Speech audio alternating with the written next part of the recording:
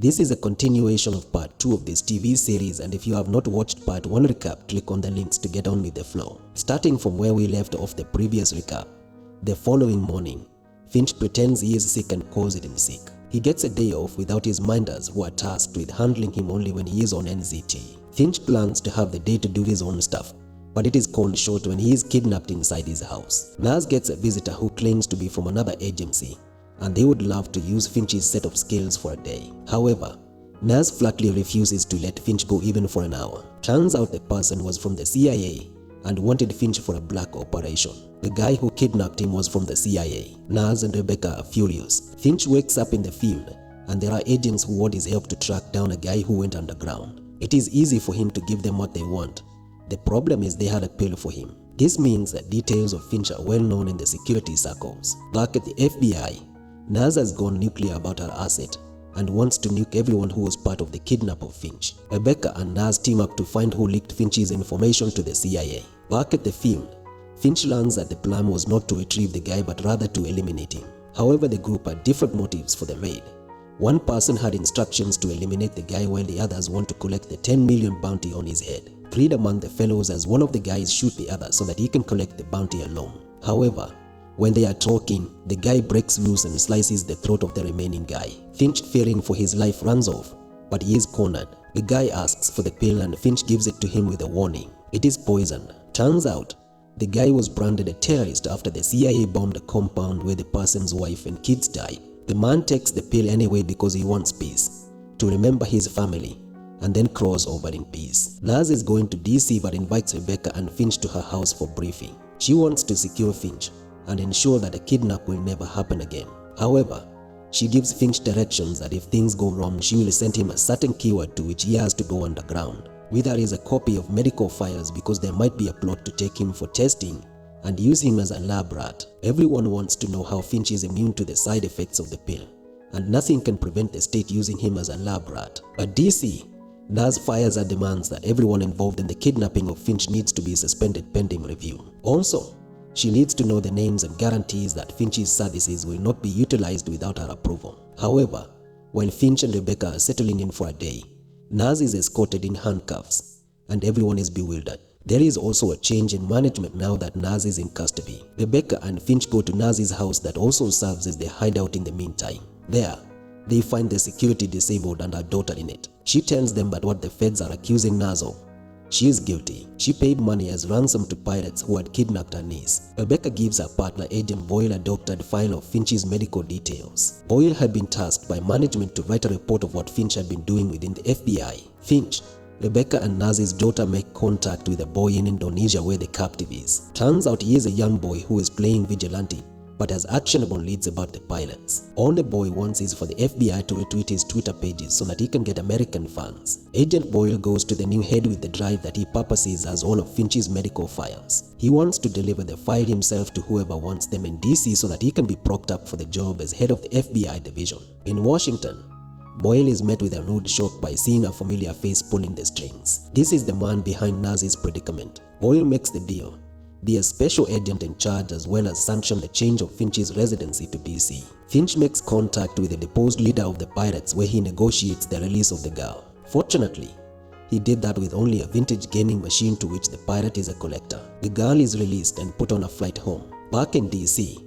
Boyle's drive is viewed and the chiefs find that they had been duped. Boyle was toying with them all along and there was nothing in the drive. However, Boyle managed to get a memo of individuals who sanctioned CIA black ops on US soil. It has the names of all of them who signed it. Finch contacts Mr. Sands and fills him in on the new developments in the bureau. If he wants to routinely get details about what is happening in there, he needs to ensure Naz is reinstated as special agent in charge. Mr. Sands offers no guarantees to Finch, but Naz is reinstated to the division, getting back into the office to a round of applause. Finch wants his own place in the division, but Naz is hesitant from giving him what he wants. After a month of persuasion, Naz is not budging and Finch thinks it has something to do with him sleeping with her daughter. As a last effort, Finch decides to put effort by finding the whereabouts of the 10 most wanted people on the FBI list. As a show of good faith, Finch had already uncovered one person who had bombed several places in Iowa. He also needs to be able to pick his own cases apart from the one he will be assigned to. At last, Nas gives in and offers him a place where Finch decides to assign everyone a case on the most wanted list. Each person is assigned to a case, even his minders, who are happy to go out in the field alone. Everyone is happy with the cases, but Boyle still reminds him of his place. Boyle does not take orders from Finch. Finch invites his family to dinner, and they all attend with his mother happy and elated with what he has done for himself. However, his old man is not particularly happy with him.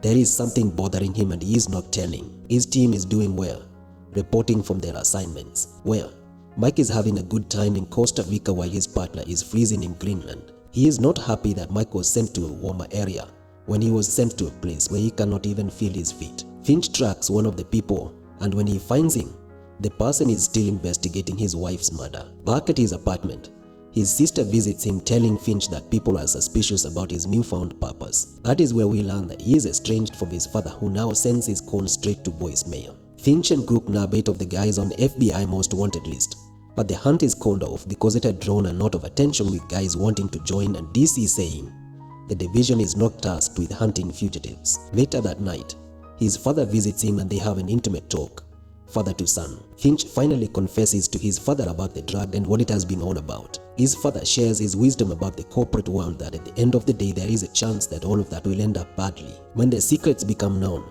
Finch will be sacrificed to protect those in high places. He advises Finch to be cautious and tread carefully because in all of this, he is at the bottom of the ladder. Finch's new case is about a guy who got a prosthetic arm, but for some reason, the arm malfunctioned, wrapped itself around his wife's neck, and strangled her. The arm is said to be unhackable, and therefore Finch resolves to learn how to hack and prove that the arm can be hacked. His father visits and tells him that he has organized to have him go on record that the FBI are experimenting on a young boy. His father wants the FBI to know that they have the tape also before they launch a full-blown attack on the agency, for him to gain an advantage in case they decide to turn on him. Finch looks around and learns that one of the employees at the prosthetic company benefited from the chaos of prosthetic arms malfunctioning all over the country. Every organization affiliated with the company was taking a dip, but this fellow made serious money by short-selling the stocks. While Finch is interrogating the fellow, his father shows up in the office looking for him. He manages to convince his old man to back off from threatening the FBI for the prosthetic arm.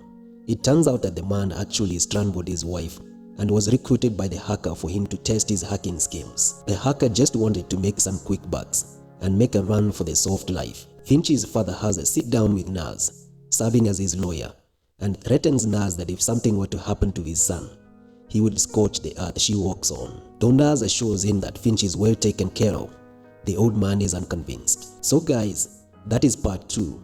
A lot is happening about Finch, who seems to be now a full-blown FBI agent. His father has broken the confidentiality they had as lawyer-client. He was warned not to speak about the pill to anyone, but he did it anyway. How will all of that turn out? Check out for part 3, comment, subscribe and like the recap. Cheers.